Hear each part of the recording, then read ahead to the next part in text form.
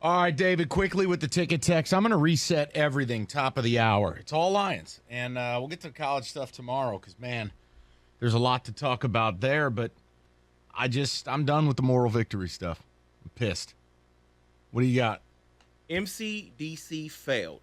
Winners win close games. We are not winners. That's it. Like in the NFL, I just don't know any other way to put it. You know, the Bears aren't as good as the Niners. Beat them. Steelers aren't as good as the Bengals. Beat them. Giants aren't as good as the Titans. I'll be damned. Beat them.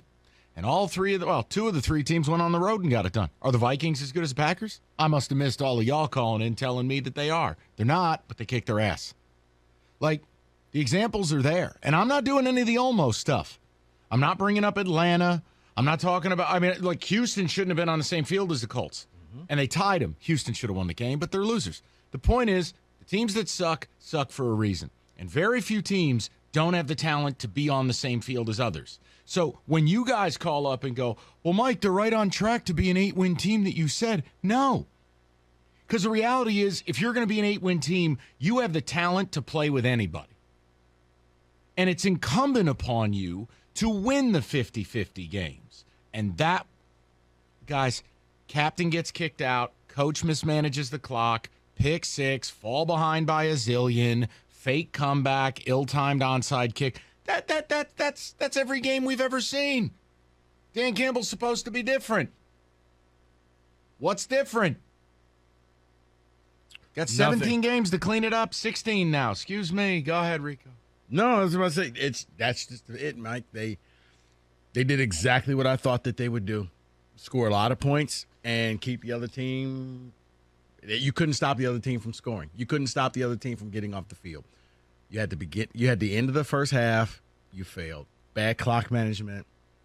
And actually Philly helped you out by kicking the field goal because their play calling at the goal line was awful. Like, just move Hurts out the pocket. He's killing you. And at the end of the game, you couldn't get that third and fourth down stop. So, yeah, this is what you get. But when you're going to look back later on in the year and say, oh, but we were so close. It's games like this is where you just kind of you build up the reserve and you win the 50-50s. That's right. You had a shot and you lost. Because things are either different or they're not. Right.